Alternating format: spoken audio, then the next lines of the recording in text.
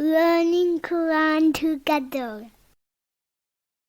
Bismillah, alhamdulillah, wassalatu wassalamu ala rasulullah. Surah Al-Mu'minun ayat 26. قال رب انصرنی، کہا اے میرے رب تو میری مدد فرما، بما کذبون، اس وجہ سے جو انہوں نے مجھے جھٹلایا۔ نوح علیہ السلام نے 950 سال تبلیغ کے بعد دیکھا کہ قوم کو ان کی دعوت اس کے سوا کوئی فائدہ نہیں دے رہی کہ وہ اپنے رب سے بھاگ رہے ہیں۔ تب انہوں نے دعا کی، کہا اے میرے رب تو میری مدد فرما، اس وجہ سے جو انہوں نے مجھے جھٹلایا۔ سورہ القمر میں نوح علیہ السلام نے اپنے مجبور ہو جانے کا معاملہ اپنے رب کے سامنے رکھتے ہوئے دعا کی، فَدَعَا رَبَّهُ أَنِّي مَغْلُوبٌ فَانتَصِرْ، تو اس نے اپنے رب کو پکارا، میں بے بس ہوں سو تو بدلہ لے لے۔ سورہ القمر آیت 10۔ فَأَوْحَيْنَا إِلَيْهِ، پھر ہم نے اس کی طرف وحی کی، أَنِ اصْنَعِ الْفُلْكَ، کہ بنا کشتی، بِأَعْيُنِنَا، ہماری نگاہوں کے سامنے، وَوَحْيِنَا، اور ہماری وحی کے مطابق۔ اللہ تعالیٰ نے نوح علیہ السلام کی دعا قبول فرمائی تو قوم کے عذاب سے پہلے ان کی نجات کے لیے، وہاں سے نکلنے کے وسیلے کے لیے وحی کی کہ ہماری مدد سے ہماری حفاظت میں اور ہمارے ہی حکم کے مطابق ایک کشتی بناؤ، آپ ہماری نظروں میں ہوں سو ہم آپ کی باتیں سنتے ہیں اور آپ کو دیکھتے ہیں۔ حضرت نوح علیہ السلام کی کشتی میں اسباب اختیار کرنے کا سبق تھا کہ اللہ تعالیٰ کی طرف سے مدد ان لوگوں کے لیے آتی ہے جو انتھک کوششیں کرتے ہیں اور پھر بھی اسباب اور وسائل اختیار کرتے ہیں۔ فَإِذَا جَاءَ أَمْرُنَا، پھر جب ہمارا حکم آ جائے، وَفَارَتِ التَّنُّورُ، اور تنور ابل پڑے، فَاسْلُكْ فِيهَا، تو داخل کر لے اس میں، مِن كُلِّ زَوْجَيْنِ اثْنَيْنِ، ہر چیز سے جوڑا دونوں، وَأَهْلَكَ، اور اپنے گھر والوں کو، إِلَّا مَنْ سَبَقَ عَلَيْهِ الْقَوْلُ مِنْهُمْ، مگر جس پر ان لوگوں میں سے بات طے ہو چکی، وَلَا تُخَاطِبْنِي فِي الَّذِينَ ظَلَمُوا، اور ان لوگوں کے بارے میں مجھ سے بات نہ کرنا جنہوں نے ظلم کیا، إِنَّهُمْ مُغْرَقُونَ، یقیناً وہ غرق کیے جانے والے ہیں۔ یعنی آپ کشتی بنا لو تو ہمارے حکم کا انتظار کرو، جب ہماری طرف سے عذاب کا حکم آ جائے اور تنور ابل پڑے۔ تنور سے مراد یہاں ہمارے ہاں کا روٹیاں پکانے والا تنور نہیں، بلکہ زمین ہے جو اندر سے تنور کی طرح دہک رہی ہے۔ تنور ابلنے سے مراد پوری زمین سے چشموں کا ابل پڑنا ہے، حتیٰ کہ آگ جلانے والی جگہوں سے بھی پانی نکلنے لگے، تو ہر چیز سے جوڑا یعنی نر اور مادہ کشتی میں سوار کر لیں، ہر طرح کی بوٹیاں اور پھلوں کے پودے بھی لاد لیں تاکہ حیوانات اور نباتات کی نسلیں باقی رہیں، اور اپنے گھر والوں کو اور ایمان والوں کو کشتی میں بٹھا لیں، سوائے ان لوگوں کے جن کے بارے میں پہلے سے ہی ہلاکت دے دی گئی، اور اہل خاندان میں سے بھی جو ایمان نہیں لاتے، جیسے نوح علیہ السلام کا بیٹا اور بیوی۔ ظالموں کے بارے میں اللہ تعالیٰ نے کہا کہ آپ مجھ سے اس وقت کوئی بات نہ کرنا کہ میں انہیں نجات دے دوں، کیونکہ ان کے بارے میں تقدیری فیصلہ ہو چکا کہ انہیں غرق ہونا ہے۔ جب آسمان سے غضب کی بارش ہو اور قوم تباہ ہو رہی ہو تب تمہارا دل نہ پگھلے، تب یہ امید نہ رکھنا کہ وہ ایمان لے آئیں گے، یہ شرک پر ہی جمے رہیں گے اور ڈوب مریں گے۔ حضرت نوح علیہ السلام کو اس لیے روک دیا گیا تھا کہ اللہ تعالیٰ کی سنت رشتہ داری دوستی کی رعایت نہیں کرتی، ظالموں کی ہلاکت کے بارے میں قطعی فیصلہ کیا تھا اور کوئی سفارش کام نہیں آ سکتی تھی۔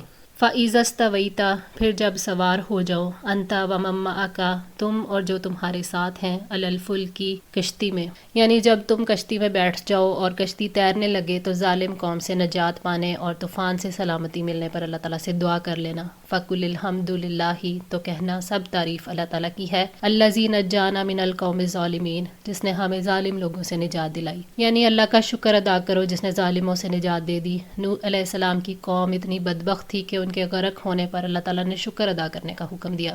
حضرت نوح علیہ السلام نے اپنی دعا میں اپنی قوم کے فسق اور فجور کو سامنے رکھتے ہوئے فرمایا، اور نوح نے کہا اے میرے رب تو زمین پر کافروں میں کسی رہنے والے کو نہ چھوڑ، اگر تو نے ان کو چھوڑ دیا تو یہ تیرے بندوں کو گمراہ کریں گے اور وہ بدکاروں اور ڈھیٹ کافروں کے سوا کسی کو جنم نہ دیں گے۔ سورہ نوح آیت 26-27۔ حضرت نوح علیہ السلام اور اصحاب نوح کے لیے اللہ تعالیٰ کی جانب سے تعلیم تھی کہ وہ ظالموں سے اور ان کے اعمال سے نجات پانے پر اللہ کا شکر ادا کریں۔ وَقُلْ رَبِّ أَنزِلْنِی، اور کہنا اے میرے رب مجھے اتارنا، منزلا مبارکن، اتارنے کی جگہ بابرکت، وَأَنْتَ خَيْرُ الْمُنزِلِينَ، اور تو بہترین اتارنے والا ہے، یعنی اپنے رب سے یہ نعمت مانگو کہ تمہیں بابرکت منزل نصیب کر دے، یعنی جہاں پانی اور درخت میسر ہوں، جہاں نسل کا سلسلہ چلے اور بڑھے۔ وَأَنْتَ خَيْرُ الْمُنزِلِينَ، یعنی رب کی ثنا بیان کرو کہ تو ہی سب کچھ دینے والا ہے، تو ہی بچانے والا ہے اور ہمیں بہترین جگہ پر پہنچا دے۔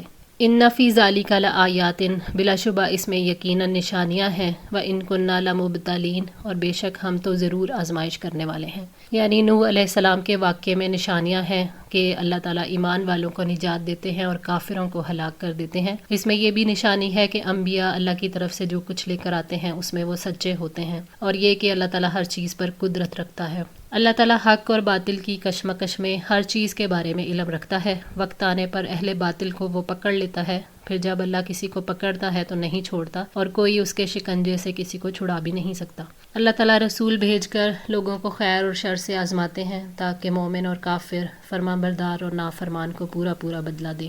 ثم انشأنا، پھر اٹھائے ہم نے، من بعدہم، ان کے بعد، قرنًا آخرین، دوسرے لوگ۔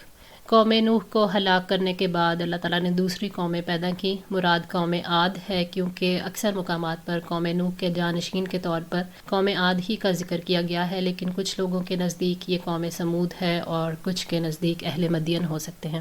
فَأَرْسَلْنَا فِيهِمْ رَسُولًا مِّنْهُمْ، پھر ان میں ہم نے ایک رسول انہی میں سے بھیجا، ان اعبدوا اللہ، کہ اللہ کی عبادت کرو، ما لکم من الہ غیرہ، اس کے سوا تمہارا کوئی معبود نہیں، افلا تتقون، تو کیا تم ڈرتے نہیں ہو۔ یعنی ہود علیہ السلام کو بھیجا جن کے حسب، نسب اور سچائی کے بارے میں تمہیں علم تھا، تاکہ وہ آسانی کے ساتھ ان کی بات مان جائیں اور رسول سے نفرت نہ کریں۔ ان کے رسول نے انہیں اللہ کی عبادت کا حکم دیا اور اس حقیقت سے آگاہ کیا کہ وہی تمہارا خالق، رازق اور تمہاری عبادت کا مستحق ہے۔ یہ پہلی دعوت ہے جس کی طرف سارے رسول بلاتے رہے۔ لَقَدْ بَعَثْنَا فِي كُلِّ أُمَّةٍ رَسُولًا أَنِ اعْبُدُوا اللَّهَ وَاجْتَنِبُوا الطَّاغُوتَ فَمِنْهُم مَّنْ هَدَى اللَّهُ وَمِنْهُم مَّنْ حَقَّتْ عَلَيْهِ الضَّلَالَةُ فَسِيرُوا فِي الْأَرْضِ فَانظُرُوا كَيْفَ كَانَ عَاقِبَةُ الْمُكَذِّبِينَ۔ اور بلا شبہ یقیناً ہم نے ہر امت میں ایک رسول بھیجا کہ اللہ کی عبادت کرو اور طاغوت سے اجتناب کرو، چنانچہ ان میں سے کچھ کو اللہ نے ہدایت دی اور ان میں سے کچھ وہ تھے جن پر گمراہی مسلط ہو گئی۔ سو تم زمین میں سیر کرو، پھر دیکھو کہ جھٹلانے والوں کا انجام کیسا ہوا۔ سورہ النحل 36۔ افلا تتقون، تو کیا تم ڈرتے نہیں ہو، یعنی تم بتوں کی، خود ساختہ معبودوں کی عبادت کرتے ہوئے اللہ سے نہیں ڈرتے۔ وَقَالَ الْمَلَأُ مِنْ قَوْمِهِ، اور کہا سرداروں نے اس کی قوم سے، الَّذِينَ كَفَرُوا، جنہوں نے کفر کیا، وَكَذَّبُوا بِلِقَاءِ الْآخِرَةِ، اور آخرت کی ملاقات کو جھٹلایا، وَأَتْرَفْنَاهُمْ فِي الْحَيَاةِ الدُّنْيَا، اور جن کو دنیا کی زندگی میں ہم نے خوشحال رکھا تھا، مَا هَٰذَا إِلَّا بَشَرٌ مِثْلُكُمْ، یہ تمہارے ہی جیسا ایک آدمی ہے، يَأْكُلُ مِمَّا تَأْكُلُونَ مِنْهُ، یہ اس میں سے کھاتا ہے جو تم کھاتے ہو، وَيَشْرَبُ مِمَّا تَشْرَبُونَ، اور اس میں سے پیتا ہے جو تم پیتے ہو۔ یعنی قوم کے سرداروں نے کہا، جن میں یہ تین صفات تھیں کہ اپنے خالق اور اس کی وحدانیت کا انکار کرتے تھے، آخرت کی ملاقات کا انکار، دنیاوی زندگی کی خوشحالی، ان تین صفات نے انہیں سرکش بنا دیا تھا، اور انہوں نے اپنے نبی کو جھٹلاتے ہوئے کہا کہ تمہارے اور اس کے درمیان کوئی فرق نہیں، پھر تم اس کی سرداری پر کیسے راضی ہو سکتے ہو کہ وہ تمہیں حکم دے اور تمہیں روکے، یعنی اسے کسی چیز میں بھی تم پر فضیلت نہیں، وہ فرشتہ کیوں نہیں ہے کہ نہ وہ کھاتا اور نہ پیتا۔ اب اگر اپنے بشر کی بات مانو گے تو بڑے نقصان میں رہو گے۔ وَلَئِنْ أَطَعْتُمْ، اور اگر تم نے اطاعت کی، بَشَرًا مِثْلَكُمْ، اپنے ہی جیسے ایک انسان کی، إِنَّكُمْ إِذًا لَخَاسِرُونَ، تب تم بلا شبہ ضرور خسارہ اٹھانے والے ہی ہوگے۔ یعنی اگر تم کسی انسان کی بات مانو گے تو تمہیں زندگی کا اور مقام کا خسارہ ملے گا۔ وہ خسارہ یہی تھا کہ رسول کو مان کر تم اس کی فضیلت کو مان لو گے، جبکہ ایک انسان دوسرے انسان سے افضل نہیں ہو سکتا۔ یہ غلط فہمی منکرین بشریت رسول کے ذہنوں میں ہمیشہ سے ہی رہی ہے، حالانکہ اللہ جس کو رسالت کے لیے چن لیتا ہے تو وہ اس کی وجہ سے تمام غیر نبی انسانوں سے پھر افضل ہو جاتا ہے۔ اَیَعِیدُکُم، اور کیا وہ تمہیں وعدہ دیتا ہے، اَنَّکُم اِذَا مِتُّم، کہ یقیناً جب تم مر جاؤ گے، وَکُنتُم تُرَابًا، اور ہو جاؤ گے تم مٹی، وَعِظَامًا، اور ہڈیاں، اَنَّکُم مُخْرَجُون، تو بلا شبہ تم نکالے جانے والے ہو۔ یعنی رسول تمہارے بارے میں زندہ کیا جانے کا جو وعدہ کرتا ہے وہ بہت دور کی بات ہے۔ انہوں نے رسول کی رسالت، زندگی کے بعد موت اور اعمال کی جزا سزا کو رد کر دیا تھا۔ ان لوگوں کو عجیب لگتا تھا کہ موت کے بعد جب لوگ مٹی ہو جائیں گے تو انہیں دوبارہ کیسے اٹھایا جائے گا۔ إِنَّ هَؤُلَاءِ لَيَقُولُونَ إِنْ هِيَ إِلَّا مَوْتَتُنَا الْأُولَىٰ وَمَا نَحْنُ بِمُنشَرِينَ فَأْتُوا بِآبَائِنَا إِن كُنتُمْ صَادِقِينَ، یقیناً یہ لوگ کہتے ہیں ہماری پہلی موت کے سوا کچھ نہیں اور ہم دوبارہ اٹھائے جانے والے نہیں ہیں، تو ہمارے باپ دادا کو لاؤ اگر تم سچے ہو۔